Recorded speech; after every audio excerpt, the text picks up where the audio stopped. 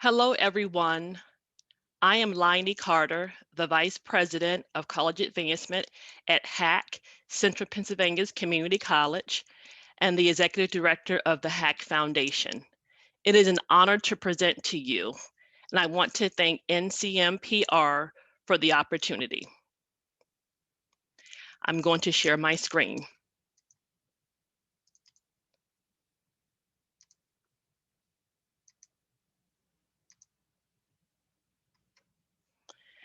So we're going to talk today about how to develop authentic and impactful social justice statements. In the wake of the murder of George Floyd in May 2020, many higher education institutions and their presidents issued social justice statements. Some of the statements were quite good, others were horrific, and some so-called leaders issued no statements. Today, we're going to talk about the importance of developing authentic and impactful social justice statements and how to go about doing so. So, what is social justice? It's very simple. The fair treatment of all people in a society, including respect for the rights of minorities and equitable distribution of resources among members of a community. And so social justice should matter to all of us. It matters to BIPOC, Black, Indigenous, people of color. It should matter to women. It should matter to white people. It should matter to all of us because we all deserve justice, we all deserve fairness, and we all deserve equity. Justice, social justice, is not about politics. You should never relegate a person's very existence to politics. Justice should not be controversial. Justice is about right and wrong, good versus evil. There is nothing political about doing the right thing. So look at this t-shirt. We all can relate to something on this t-shirt, right? Science is real, Black Lives Matter, no human is illegal, love is love, women's rights are human rights, kindness is everything. So even if you don't agree with everything on this t-shirt, I'm sure that we can agree that that at least one of these things we all would say is the right thing, is correct. So, what are the purposes of social justice statements? Why do we issue them? Well, we do them for a variety of reasons. We do it to assume a position of leadership, and I'm speaking to you from the perspective of your college president. Your college president is the one who should be issuing social justice statements. Even if there's someone helping them to draft them, they should come from them. Your college president should not be asking a vice president or director or dean to do what they should be doing. That is cowardly behavior. And any president who is trying to hide and pushing someone else out to do a social justice statement is a coward and should not be in a position of leadership. So, number two, you're communicating the organization's position. Many of us are on the journey to be anti-racist, so this should not be a difficult task. The social justice statement should embrace inclusion, diversity, equity, and belonging. These are the right things to do. Your students deserve a college where they are included, where they are encouraged to be diverse, and where they feel they belong. You also use these statements to reassure your stakeholders, no matter whether your college is predominantly white, predominantly of color, whatever your makeup of your employee base, your student population, and your communities, you should be using that statement to reassure your stakeholders, those who are on the right side of history.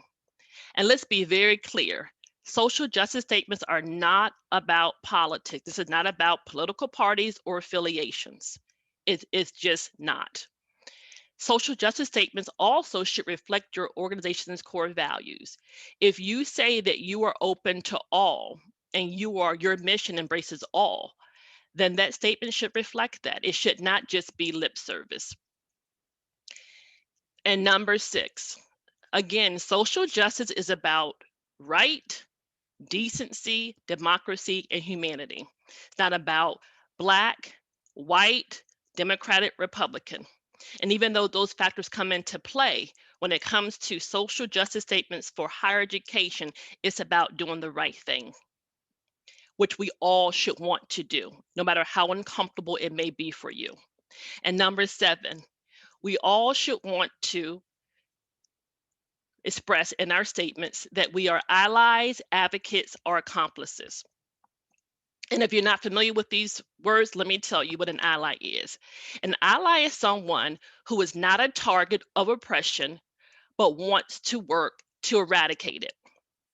An advocate is someone who publicly supports a change or policy.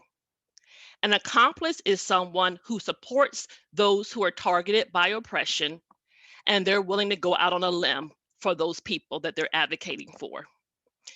So your social justice statements should be very clear and serving one, both, all three of those purposes.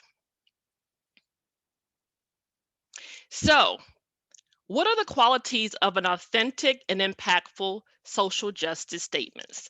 To make it easy for you, I have come up with an acronym: HAVE CARE. So let me tell you what it means. So if you look at the image, the words, the letters in red spell have care. And I developed this so it's an easy way for you to understand and to remember the tips that I want to share with you today. So statements should be hopeful, authentic, vulnerable, encouraging, courageous, action oriented, relatable, empathetic. So hopeful. The statement should reflect optimism about the future. You're speaking to your students, your employees, your donors, your alumni, and the media and the general public. The statement should be hopeful. Leaders inspire hope. Your statement should be authentic. It should be genuine. If your president is not on the path to be anti-racist and does not believe that what happened to George Floyd in May 2020 was wrong, they're going to struggle with this. And they probably should not be your president. In fact, they should not be your president. The statement must be vulnerable, meaning there needs to be a moment where your president is being unguarded. Let people see that you can be vulnerable in your statement. The statement needs to be encouraging. It needs to offer support to those being oppressed. You do not offer support to the oppressors. There's a difference. The statement needs to be courageous. Your president needs to be brave, knowing there's going to be criticism. But when you are standing on the right side of history and you're doing what is right and decent and good, you can ward off all the critics and the criticism. The statement must be action oriented. It should include practical action to deal with the problem, which is racism and white supremacy. But also, it can also be misogyny. It could be bigotry and hatred. It could be xenophobia. There are a lot of social ills, so your social statement could be addressing any of those things. The statement should be relatable. It should be one that decent people and anti-racists can relate to. If white supremacists relate to your statement, you've missed the mark. So let me repeat it. It should be something that decent people and anti-racists and people who want to make our community better can relate to. And last but certainly not least, your statement should be empathetic. The statement should demonstrate an ability to understand and share the feelings of others. And empathy is really something we all should be striving for. So I want to review with you some real life social justice statements using our have care formula. And I want to see if they pass the test. So this particular university president issued a statement that was tone deaf. And the date was June 7th that this article appeared. This is a real article. Issued a statement in response to the murder of George Floyd and spent more time criticizing protests that resulted in his son's luxury clothing store being damaged. So, protesters allegedly damaged his son's clothing store, and this university president spent time in a social justice statement, which is laughable, criticizing the damage to his son's store. Now you're probably clutching your pearls, clutch them tighter. So let's see how this president did. So here is an excerpt from the article criticizing this president for doing this. And this is a public 4-year university in Virginia. And the alumni, the statement went viral for all the wrong reasons. And they drug him across the internet. And so you see here an excerpt from an alumnus, quote unquote, he fails to recognize the institutional racism that many students of color have to face. He almost talked more about his disagreement with how they're protesting than why they're protesting. So how would you rate this statement? And even though you didn't see the statement, you saw the reaction to it and you know that he focused on his son's store damage. Was it hopeful? No. Was it authentic? Yes, he showed his true colors. Was it vulnerable? No. Encouraging? No. Courageous? No. Action oriented? No. Relatable? No. Empathetic? No. So you maybe say, well, Linnie, that's not fair. Some parts were. Once you start off a social justice statement on the wrong foot, nothing after that paragraph matters. When you focus on your son's clothing store, no matter what you wrote after that, it was a wash. So nothing else matters. It was an epic fail. That would be akin to you doing an assignment, and your instructor says if you have a factual error in this, it's going to be an automatic F. And you do all this beautiful work, and you get to the very last thing, and you add a factual error, you have an automatic F. So does it matter that the first part of the assignment was beautiful? Your professor told you what he told you. So again, not a good look. The next example is from Hack. This is my favorite president of all time. He is on the journey to be anti-racist, and he is unapologetically a social activist for all people, including BIPOC. And BIPOC is Black, Indigenous, people of color. So this is an excerpt from a statement that we issued, and these are our president's words, and this is how he feels. So he doesn't have a ghostwriter who's saying, okay, say this and think that. This is how he operates 24/7 and in the spotlight and privately. So he is who we think he is. So you can see that. I'll read the first paragraph to you. I write you this morning with deep sorrow, knowing that many of our community are suffering, afraid and angry over the recent murder of George Floyd and the repeated acts of violence against people of color. Although I do not know what it is like to be victimized because of the color of my skin, I have a responsibility as your president and a human being to speak out against the racism that is raging through our country. Let me be clear. Hack will never tolerate acts of racism against any of our community members. If you go and this was issued by my team on June 30th, 2020. So if you go to our website and our newsroom, you can find this. And of course, he goes on to talk about requests that he's making of employees to show empathy. So I have to admit, I'm biased. This is my president. He's on the journey to be anti-racist. But the reason why he has been my favorite president for 16 years is because of who he is. So was it the statement hopeful? Yes. Was it authentic? Yes. Was it vulnerable? Yes. Was it encouraging? Yes. Was it courageous? Yes. Was it action oriented? Yes. Was it relatable? Yes. Was it empathetic? Yes. Now, I will tell you that my president has not always been as good in expressing his feelings and thoughts in this way. He's on a journey like the rest of us. But I will tell you that over the 16 years we've been together professionally, I have seen him evolve. He's always been a good man, always been on the journey to be anti-racist, but he is bolder and more courageous than ever before. And our students, our employees, and our community members benefit from that.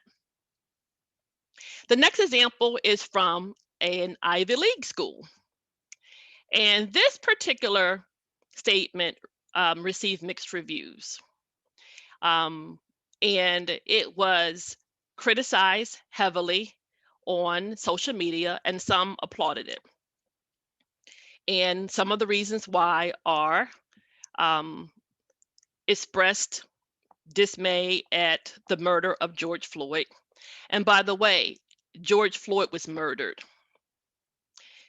So if you're using phrases like, well, the George Floyd situation or that thing that happened with George Floyd, um, that is an epic fail. He was murdered, period. If you're going to be on the journey to be anti-racist, you must be mindful of your words. Do not diminish the murder.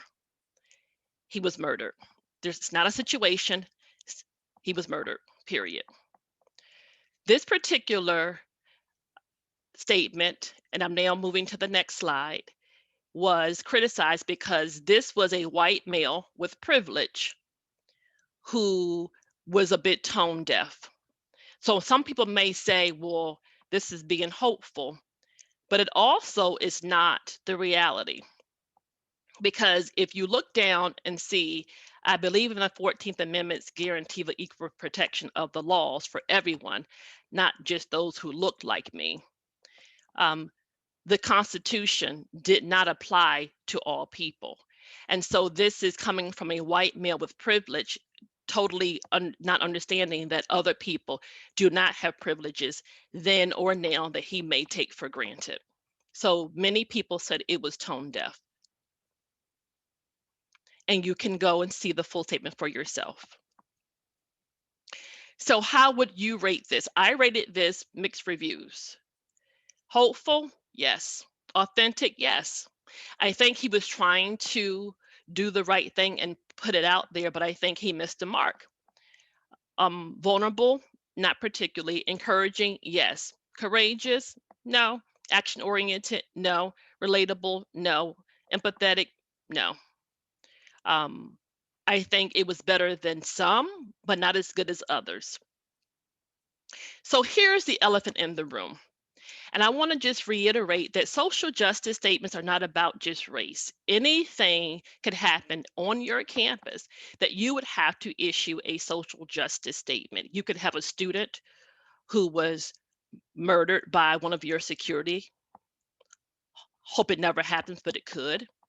You could have a group of women, employees attacked on your campus. That's a group that would be targeted. You could have a student organization for gay, transgender, lesbian, queer students who are attacked off your campus, but at a college endorsed event. Anyone in your stakeholder group could be victimized, and you would have to issue a social justice statement. And it would not have to happen on your campus. But if they are of your community and they were in a college sponsored event, it could happen. So you might have to issue social justice statements for white people, gay people, Muslim people, straight people, white people. Let's be clear. And then you could be in the group of people who would need that statement issued on your behalf. So if you're not comfortable with the thought of doing this for people of color, Black people, Indigenous people, it could be you that would need a social statement issued on your behalf. So let's talk about the elephant in the room, because you're probably thinking, well, this is not going to work at my school because we don't talk about race. My president would never issue a statement. Well, let's talk about the obvious. So, the elephant in the room, let's be very clear. Our community colleges do employ some racist and white supremacists. Some of us even have presidents and vice presidents who are racist and white supremacists. Okay, so you're going to have a much difficult challenge with this than those of us who don't have as many, because hack has them too. Every school, every organization that has racists and white supremacists. But let's hope they're not in our leadership. And let's hope we're trying to get them out of the organization. Number two, some of our colleges have board members who overstep boundaries. So you may get pushback. Your president may have board members who will say, you can't issue that statement. That's going to be controversial. Black lives matter. All lives matter. Well, we know that all lives matter. But today, we're talking about Black people. So if you have board members, your president must be courageous. Your board members do not run the college. Number three, some of our colleges allow donors to control decisions. Now, we don't do that at HAC, but we do know that there are community colleges where your donors are using their contributions to control the president and your decisions. You're going to struggle with social justice statements, but most importantly, you're going to put yourself in the position to lose your job. Because in 2021, stakeholder groups are saying, enough. If you're not going to be anti-racist, you can't lead us. Students are getting presidents fired. And so you have to decide, do you do what's best for your organization and do what's right? Or do you allow a donor to control you with the contribution? You decide. Number four, some of our presidents and vice presidents are cowards. And so for those who did not issue statements when George Floyd was murdered, for those who did not issue statements when we had a terrorist attack on our US Capitol in January, because they were afraid, they're not serving you well. If they cannot show up for those types of situations, they cannot show up for you. So if you are not offended, and if you are white, for example, and your president did not issue a statement about George Floyd or the terrorist attack at the US Capitol in January, you should be afraid. You have more to lose than even BIPOC, Black, Indigenous people of color, because there will be a time that you will need advocacy, and that president most likely will not stand up for you. And last but not least, some members of NCMPR are racist, white supremacists, and cowards. And so we have people in our profession who are not equipped to do these and draft these statements or even give counsel to their presidents, because they are racist and they are white supremacists and they are cowards and they don't understand the need for these types of statements. And if there are any presidents watching, please know that if you have people who are members of NCMPR or your communicators, your professional communicators, and they are not on the journey to be anti-racist, you should terminate their employment immediately. They are a liability. So, hashtag counsel from Carter, and I want to encourage you to use this hashtag. Number one, do not work for people who are not on the journey to be anti-racist. We talked about the acronym HAVE CARE. And there are so many examples of social justice statements, good and bad, on the internet. It does take time and practice, but if you follow the formula, you will get it more right than not. But this is what's really important. You should not be working for people who are not on the journey to be anti-racist. Racism is bad for business. Misogyny is bad for business. So, especially for those of you who have very diverse student populations, people of color are going to make up the largest enrollment increase over the next 5 to 10 years. Students of color, when they do not feel as if they belong, they will not stay. So if you don't want to be anti-racist because it's the right thing to do, just know it's bad for business to be racist. Number two, hire someone who can help you to move the needle with inclusion, diversity, equity, and belonging. Hopefully, most of you do have a vice president or some other person in leadership, hopefully reporting to the president, who is charged with moving the needle and being an advocate for this. If not, it needs to be a priority for your institution. Number three, and this is one of the things that I do with my president. My president is on the journey to be anti-racist. He is naturally a good and decent person. However, he needs to do a brain dump. So when we're drafting these statements, and we did issue a statement for George Floyd's murder and the terrorist attack after the U.S. Capitol, um, it's important for you to understand that they need to do their own work. We can ghostwrite, but your president needs to do a brain dump in a Word document with their own thoughts as starters. They can then ask for your help, but they need to take the first step, and these need to be their words. Number four, share the have care formula with them and use it as a guide, right? Poke holes in it. So number five, when you review your leader's brain dump, number six, check off the components of the have care formula that are present in the draft and be honest. If you are afraid to give feedback to your leaders, you are not going to do well in this position, because you're the one who are going to, as I call it, poke holes in it. I always tell my team, our job is to make sure that we are poking holes in it. So when the time that it makes its public debut, it has passed scrutiny. We have found every possible weakness and it's now ready for the public domain. And when your president gives you the draft and you check off the components of the have care formula that are present, then number seven, you have to point out the components from the formula that are missing and keep repeating that process until it's strong. Number eight, ask your leader to add the missing components. Storytelling is very important. If your leader has an appropriate story that's not about him or her, and your leader should never make it about them, but if they have a story that will be compelling about someone else to drive their point home, encourage them to use it. And number nine, review that statement as often as possible. And this is going to be a short turnaround time. You never know when there's going to be a group that is oppressed. You never know when there's going to be a student or a person in your community who's going to be murdered with impunity. So you have to be able to turn these things around quickly. Clear your calendar and get it out there. You cannot issue statements weeks later. You've missed a moment. And you cannot do it because people criticized you. Do it proactively because it's the right thing to do. And of course, because we all need to take a step back and look at things with a fresh eye, ask one or two trusted colleagues to review the draft and offer feedback. Share it with people who will have the courage to say, this is offensive, this is tone deaf, this makes no sense, you made this too much about you. You use the phrase, the George Floyd situation, it's George Floyd murder. Ask people who are trusted and bold to give the feedback and poke holes in it. And number 11, distribute your statement far and wide. You should be proud that you're doing the right thing. Post it in your online newsroom.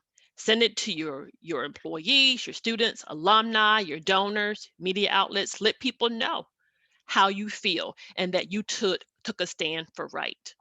Share it on social media. If you have e-newsletters or printed newsletters, share it there. And of course, if you are having meetings, talk about it in your meetings. I meet with my team. We talk about these issues all the time. Also at HAC, since October 2019, way before COVID, we have been having weekly Zoom sessions with the entire employee body at HAC from Thursdays from 3:30 to 4:30 since October 2019, not 2020, 2019, before COVID. We've been having weekly Zoom sessions. And so my president boldly discusses these topics in those sessions with hundreds of employees tuned in. And last but not least, counsel, hashtag counsel from Carter. Be prepared for the criticism. As my mother told me years ago, she said, when you were standing for right, you will be criticized for doing the right thing, but you do it anyway. because at the end of the day, you have to like what you see in the mirror, and you have to have stood for something. And history will be kind because you did the right thing for all the right reasons. And so when the criticism comes, defend it. Do not backtrack. Now, if your statement was an epic fail, then of course that's a whole nother matter altogether. That'd be another NCMPR session. But if your statement is being criticized because you stood up for oppressed people, then you have nothing to apologize for. I hope you have found this to be helpful. Let's keep in touch. Here's my information. Please feel free to take a picture of it with your cell phone. I thank you so much for the opportunity, and I look forward to engaging with you in the future. And then, of course, another opportunity to ask questions. And as always, I thank you and I thank NCMPR. Thank you.